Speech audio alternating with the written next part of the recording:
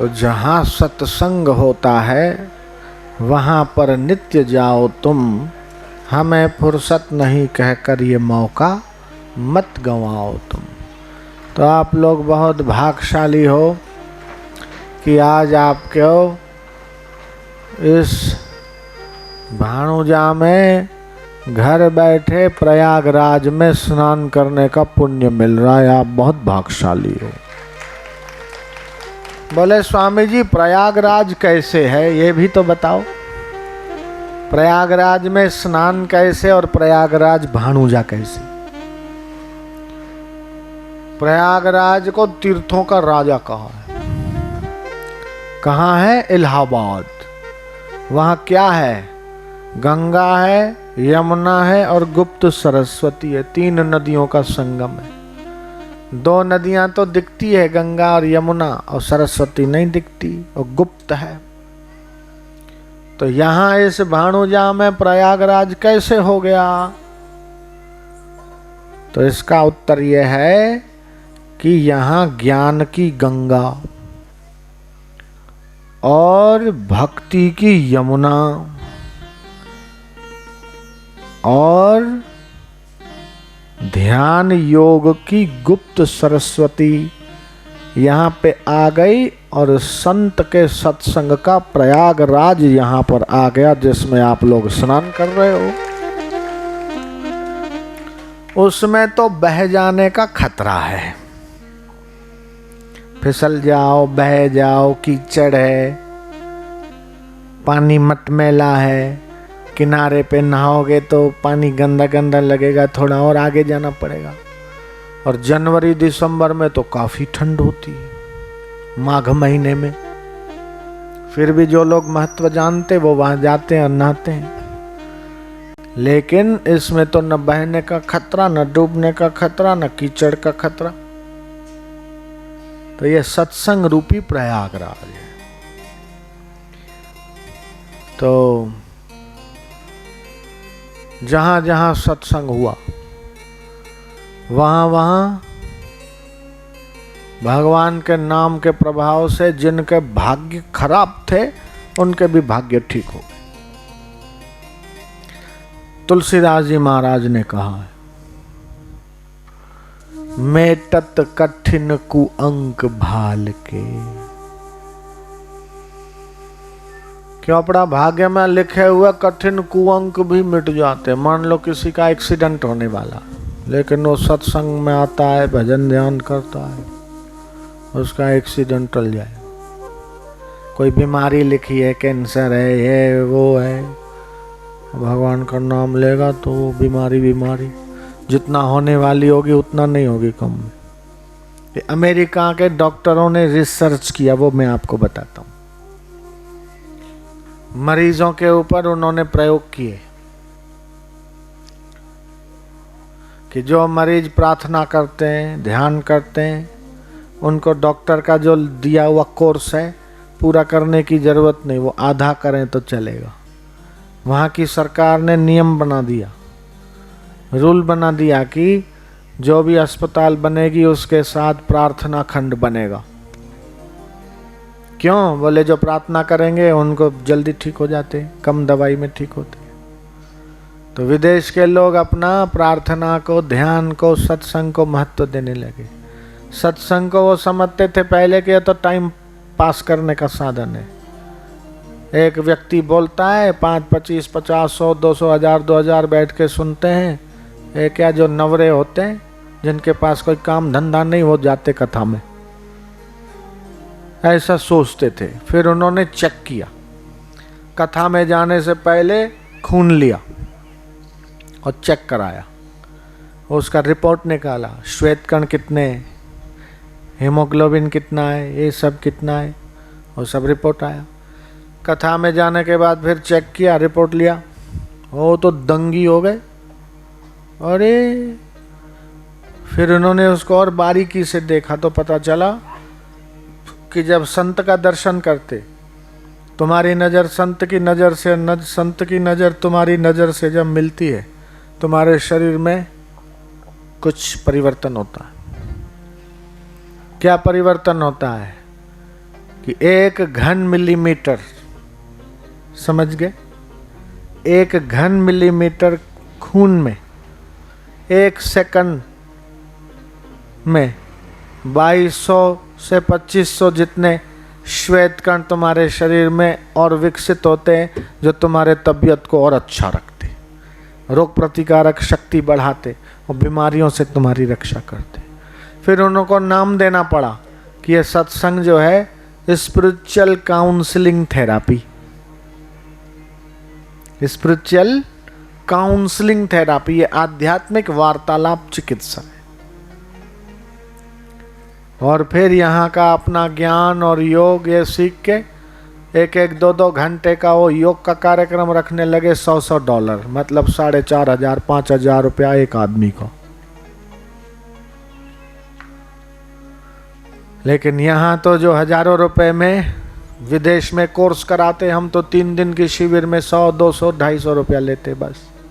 वो लोग उसका हजारों रुपया लेते, वो भी व्यवस्था खर्च, फीस तो है नहीं, रहने का खाने का। शिविर करते उसी में रहना खाना सब आ गया, 1 टाइम का नाश्ता, 2 टाइम का भोजन। वो विदेशी लोग आते तो बड़े दंग हो जाते, बोले स्वामी जी का तो बहुत सस्ता है, वेरी वेरी वेरी चीपेस्ट। बोले इससे सस्ता क्या होगा। एक बाबा है 1800 रुपया तो टिकट है उनका कथा सुनने का, 2 घंटे का। 1800 रुपया की टिकट लो, फिर उस सिक्योरिटी वाला जाने देगा, बोले जहां आप बैठ सकते हो।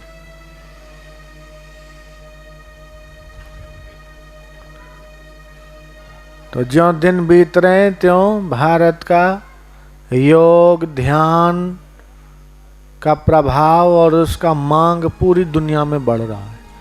मॉरिशस में हम गए, वहाँ दिवाली के अवसर पे कार्यक्रम था, तो वहाँ के प्रधानमंत्री, वहाँ का राष्ट्रपति, जैसे तुम नीचे बैठे ऐसे नीचे बैठ के हमारा सत्संग सुना और खूब प्रशंसा किया। वहाँ की चैनलों में 17 देशों में उसका लाइव टेलीकास्ट हुआ, MBC चैनल, 17 अफ्रीका के देश, उसमें उसका लाइव हुआ। और फ्रेंच अखबारों ने फ्रंट पेज पे अपना कवरेज दिया। मेरे को तो समझ में नहीं आया भाषा वहाँ की, अंग्रेजी होता तो थोड़ा समझते, फ्रेंच भाषा में। तो मानना पड़ेगा कि भारत के संत भारत के लोगों को तो उन्नत करते ही हैं और विदेशों में भी जाके अपने देश का डंका बजा रहे हैं। विदेशों में भी मांग बढ़ रही।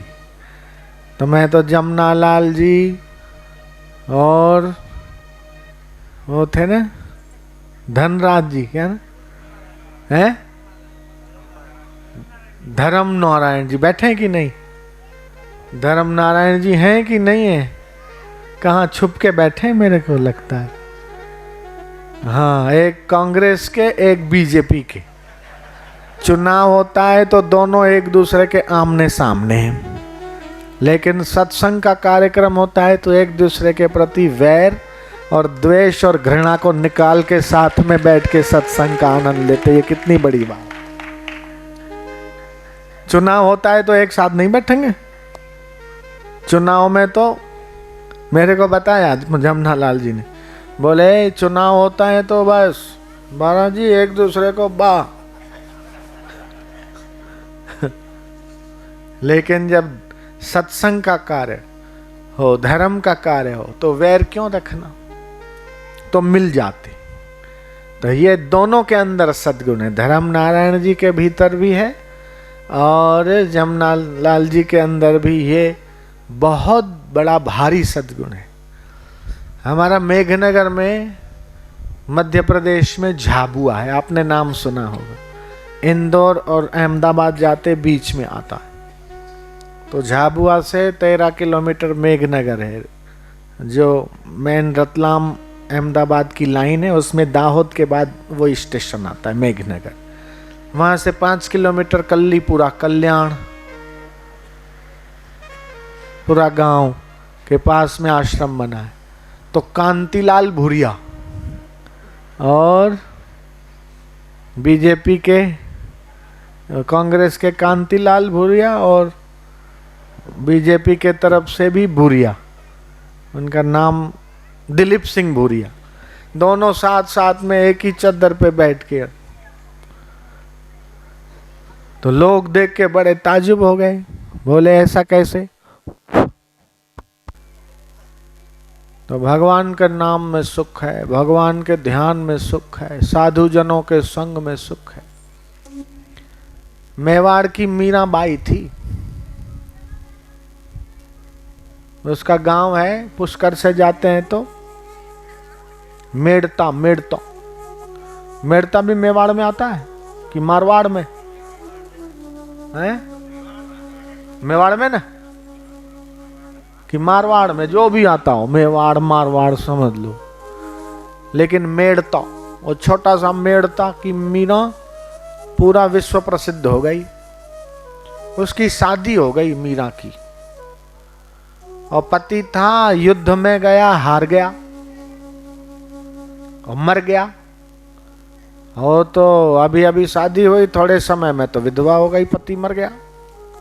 अरे बेचारी बड़ी दुखी आ रही, उसका आदमी तो मर गया, अरे आए बाप रे बाप। अब मीरा को समझाने लगी, माइया अभी तो जिंदगी बड़ी लंबी है, तू कैसे काटेगी? कोई दूसरा देखते हैं, तू कर ले। इतनी जिंदगी, पूरी जिंदगी विधवा रहेगी क्या? दूसरा आदमी कर ले, पति कर ले। मीरा बोलती, ऐसे वर को क्या वरूं जो जन्म में मर जाए? ऐसे वर को क्या वरूं जो जन्म में मर जाए? ऐसा कोई दिखाओ जिससे वरूं तो मैं वो मरे नहीं, उसका गारंटी कोई देते हो तो वरती हूं। ऐसा कोई दिखाओ जो मरने वाला न हो, तो मैं अभी शादी कर लेती हूँ, चलो। भले ऐसा तो कोई होगा नहीं। तो बोले मैंने पति ढूंढ लिया और मैं शादी कर लूंगी अपने आप। बोले ऐसा कैसे करेगी? तो बोले सुनो, ऐसे वर को क्या वरूं जो जन्म में मर जाए? मैं तो वरूं मेरे गिरधर गोपाल को, मेरो चुड़लो अमर हो जाए। और देखो अमर हो गई मीराबाई, और भगवान से बातें करती थी। आप भी भगवान से बातें किया करो, मंदिर में जाओ ना, भगवान क्या हाल है, कैसे हो? हम तो अच्छे हैं, आप तो अच्छे ही अच्छे हो, हमको भी अच्छा बना दो। आप तो आनंद स्वरूप हो, शांत स्वरूप हो, निर्लेप हो, हम भी ऐसे हो जाएं। ऐसे भगवान से बातें किया करो। और ये मूर्ति तो बहुत प्राचीन है, 700 750 साल पुरानी। ये भगवान से बातें करो। मेरे से तो बात किया, थोड़ी देर में खड़ा रहा तो ऐसा लगा जैसे बोल रहे, बात कर रहे। मैं कहा शांति से आऊंगा तो फिर बातें करूंगा। मैं तो भगवान से बात करने वाला हूं, और पक्का मेरे से बात करेंगे भगवान, ऐसा लगता। वो भगवान मेरे से बात करेंगे। तो भगवान में मन लगे, भगवान करे कि भगवान में मन लगे। संसार में मन लगा तो क्या हो गया? खाने को भोजन है, पहनने को कपड़ा है, रहने को मकान है, फिर भी ये कितने दिन रहेगा? एक दिन तो छोड़ना पड़ेगा। या ये हमको छोड़ेंगे, या तो ये हमको ये छोड़ना पड़ेगा। साथ में लेके तो कोई गया नहीं। तो जो साथ में लेके अपना जाना नहीं है, उसमें हम कब तक आसक्ति रखेंगे? तो आसक्ति भगवान में करो। हे भगवान सुख निधान, तुम दुख हरण, तुम दुख को हरने वाले हो, तुम सुख निधान हो, तुम प्रेम स्वरूप हो, आनंद स्वरूप हो, नित्य हो। भगवान प्रेम स्वरूप है, आनंद स्वरूप है, नित्य है, निरंजन है, शाश्वत है, शुद्ध है, बुद्ध है। मेरे को तो ऐसा लगता है थोड़े दिन भानुजा में ही रहे, शाम शाम को ऐसा कथा करें तो कैसा रहेगा? मजा आएगा कि नहीं आएगा? बोलो। जिनका ऐसी इच्छा है हाथ ऊपर करो। है तो सब बोल रहे थोड़े दिन यहीं रहे, 2-4 दिन तो रहे, बड़ा शांति है। कल भी शाम को वहाँ बरगद का पेड़ थोड़ा आया, टहला। कल ही रात को मेरे को ले जा रहे थे वहाँ काकरोली वाले। मैं कहा भाई एक रात तो रहने दो, 10 साल के बाद आया हूँ। तो रोने लग गए। बोलो कैसे? उधर हमने प्रचार कर दिया, सुबह से 10 बजे से लोग बैठे हैं पंडाल में, घर जाते फिर आते हैं, फ़ोन आ रहे हैं, कम से कम 150 फ़ोन आ गए, कब आ रहे कब आ रहे, क्या लोगों को जवाब देंगे। मैं कहा अच्छा चलो कल आऊँगा। तो आज जाके फिर आ गया। तो शुद्ध हवामान जो बम्बई में, दिल्ली में, बड़े बड़े महानगरों में रहते, और उनका आयुष्य छोटा हो जाता है। अशुद्ध वातावरण है। और ये तो ध्यान, साधना, भगवान का भजन, जितना गाय की सेवा, जितना गांव वालों को करने की व्यवस्था है, उतना शहर वालों को व्यवस्था नहीं है। लेकिन गांव वाले सोचते शहर में सुख है, शहर वाले सोचते गांव में सुख है। हकीकत में सुख कहाँ है? हकीकत में सुख भगवान के नाम में, साधु जनों के संग में है। तो साधु जनों के संग में भगवान मीठे लगते। साध के संग प्रभु लागे मीठा। संतों के साथ भगवान मीठे लगते। साधु के संग प्रभु अमृत दीठा। उनके साथ भगवान अमृत मय लगते। ये बीड़ी, सिगरेट, पान मसाला, ये पान मसाला नहीं है, मौत मसाला है। समझ जाना नौजवान। पान मसाला, ये गुटखा, ये सब, इसमें क्या क्या डलता है मैं तुमको बताऊं ना तो आश्चर्य करोगे तुम। छिपकली होती है, छिपकली, छिपकली तो समझते हो? वो दीवार पे कीड़े मकोड़े बल्ब के पास खाने आती है, पूंछ वाली, उसका पूंछ का पाउडर डलता है गुटके में। और क्या डलता है? सड़ी हुई सुपारी, थोड़ी सुगंध, एसेंस, थोड़ा सेक्रिन, थोड़ी तज।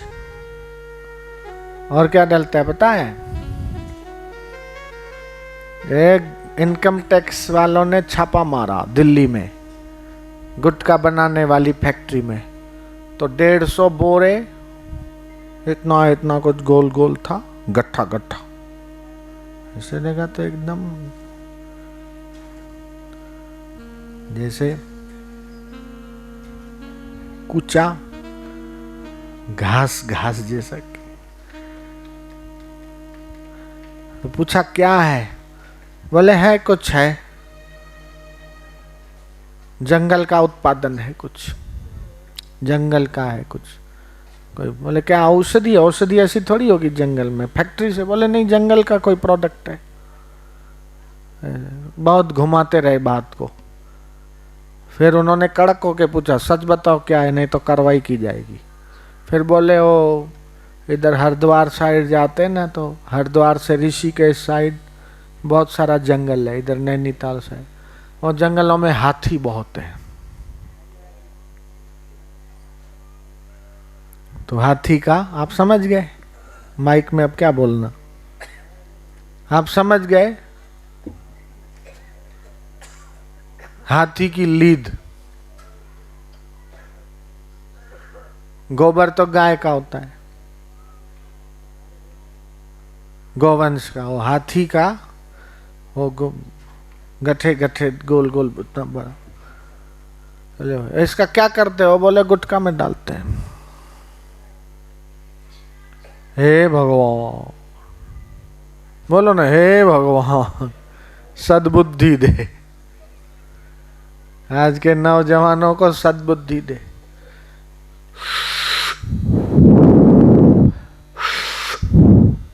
अरे रेल का इंजन है क्या तू?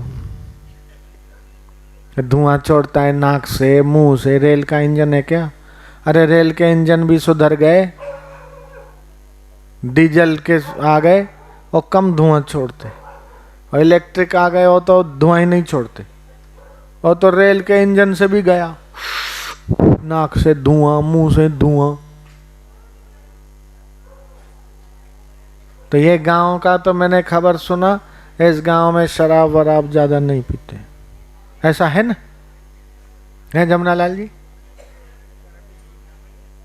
हाँ, तो सब ब्राह्मण है, ब्राह्मणों का तो हमसे बहुत प्रेम है, हम भी ब्राह्मणों से बहुत प्रेम करते।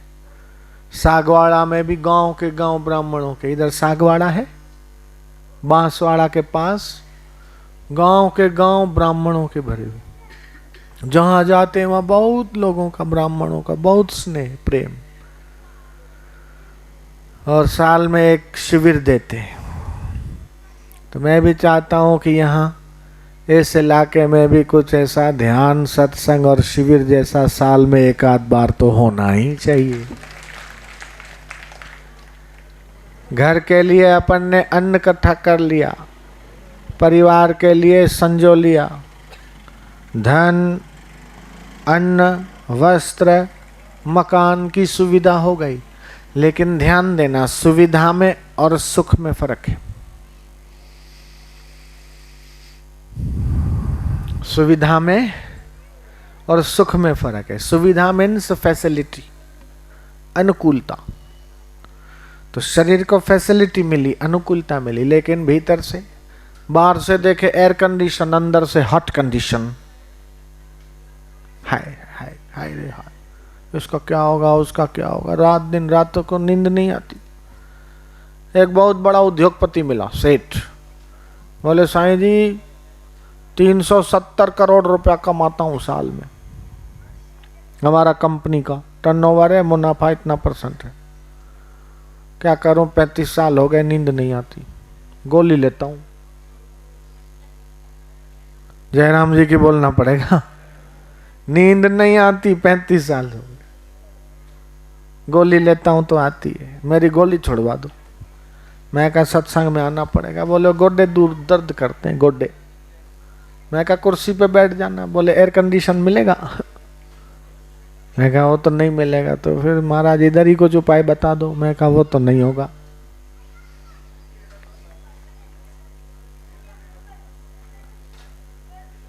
सात जन्म के पुण्य जब इकट्ठे होते हैं तो मन में ऐसा होता है कि हमारे जीवन में कोई संत साधु पुरुष होना चाहिए। वो कैसा हो? श्रोत्रिय हो, ब्रह्मनिष्ठ हो। कन्या मन्या कुर्र, तुम हमारे चेले हम तुम्हारे गुर्र, दक्षिणा धर तू चाहे तर चाहे मर। ऐसे तो बहुत मिल जाते। जयराम जी की बोलना पड़ेगा। लेकिन समर्थ हो, मोह को अज्ञान को मिटाने वाला हो, ब्रह्म ज्ञानी हो, आत्म परमात्मा को जाना हुआ हो, जिसके चरणों में बैठे शांति मिले, आनंद मिले, ज्ञान मिले, ऐसा हो। ऐसे ब्रह्मवेता के चरणों में बैठे तो अपना मन का अज्ञान मिटेगा, वो आत्मज्ञान मिलेगा, भगवत प्रेम विकसित होगा।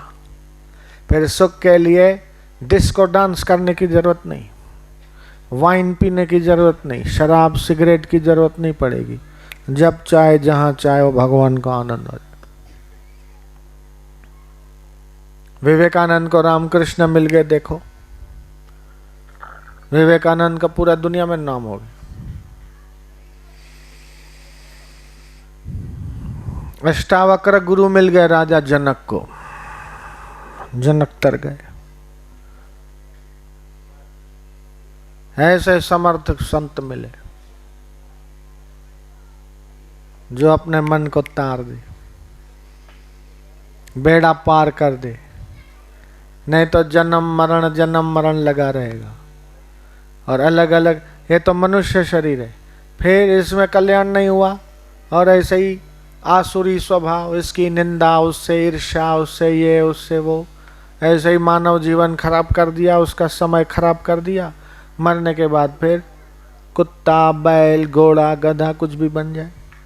फिर कितने जन्मों के बाद फिर मानव जन्म मिले, उसमें फिर संत मिले, गुरु मिले, सत्संग मिले, श्रद्धा हो, ये सब फिर कठिन है। इसलिए मानव जीवन का समय बहुत कीमती है। सत्संग मिले उसको पकड़ ले, महापुरुषों का संग मिले उसको पकड़ ले, उनका उपदेश को पकड़ ले, और अपना आपका कल्याण कर दे। बार बार नहीं पाइए मानव जन्म की मौज। ये मानव जन्म में मौज कर सकते, ब्रह्मानंद का मजा ले सकते, और फिर भी सजा भुगत रहे। क्या करे, परेशान है, क्या करे, दुखी है। तो संसार तो दुख से भरा हुआ है। संसार में मजा लेने जाएगा, मजा थोड़ी है, मजा थोड़ा आएगा, फिर दुख ही दुख है। जितना संसार का मजा लेगा उतना समझ लो सजा भुगतनी है। और असली मजा क्या है वो तो महापुरुष बताएंगे। भगवान के ज्ञान में, भगवान के नाम में असली मजा। तो उनके सामने आनंद से बैठे रहे, जप करे, ध्यान करे। तो भगवान बोलते हैं जो मेरे को तत्व से जानता उसमें मेरे में फर्क नहीं है। साधु मिले साहेब मिले अंतर रही न रेख। रेख मतलब एक रेखा, एक धागा। एक धागे के बराबर भी फर्क नहीं है। साधु मिले साहेब, साहेब मतलब परमात्मा। ऐसे सच्चे साधु मिले कि भगवान मिले। अंतर रही न रेख, मनसा वाचा कर्मणा साधु साहेब एक। मन से, वचन से, कर्म से साधु और वो भगवान एक है। तो ऐसे महापुरुषों का दर्शन करके जो शांति मिलती है, जो ज्ञान मिलता है। अब मीडिया तो कुछ भी दिखा देती है टीआरपी बढ़ाने के लिए। 2 रुपए के अखबार ने कुछ लिख दिया, श्रद्धा हिल गई, तो श्रद्धा की कीमत है 2 रुपया। जयराम जी की बोलना पड़ेगा। किसी ने दिखा दिया, एक बार चैनल ने दिखाया, आज दिल्ली में बर्फ गिरी, देखिए विशेष रिपोर्ट आज शाम 8:30 बजे। आज दिल्ली में बर्फ गिरी, एक्सक्लूसिव न्यूज 8:30, शाम को 8:30 पर दिखाया जाएगा। अरे दिल्ली में बर्फ गिरी, ये तो आश्चर्य है। चलो चलो भाई, 8:15 हो गए, टीवी खोलो, चैनल खोलो। उसमें आ रहा था, चैनल लगाया। हाँ, अब 15 मिनट में आएगा, अब 10 मिनट में, अब 5 मिनट में, अब आने ही वाला है। दिखा दिया एक साइकिल जा रही है, साइकिल के पीछे बर्फ रखी हुई है। बर्फ वजनदार थी, उसका बैलेंस गड़बड़ाया, पीछे की बर्फ नीचे गिर पड़ी और दिखा दिया साइकिल के कैरियर के पीछे से बर्फ गिरी दिल्ली में। ये न्यूज है। ऐसा क्यों किया? बोले अब न्यूज ही नहीं थी तो कुछ तो बनाना पड़ेगा ना। कोई खबर ही नहीं थी, कुछ ऐसा बनाए और दिखाए।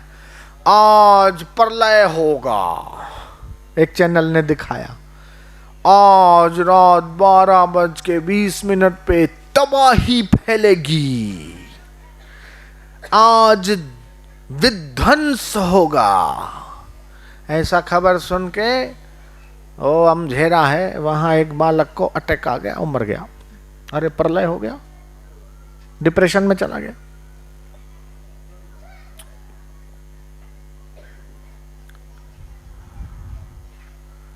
विदेशी लोगों के हाथों में मीडिया का कंट्रोल है। विदेशी लोग कुछ भी दिखाते, कुछ भी गुमराह करते। इसलिए अपना विवेक, अपनी बुद्धि ऐसी विवेकवती हो कि हर चीज को ठीक से अपने दिमाग से परखे।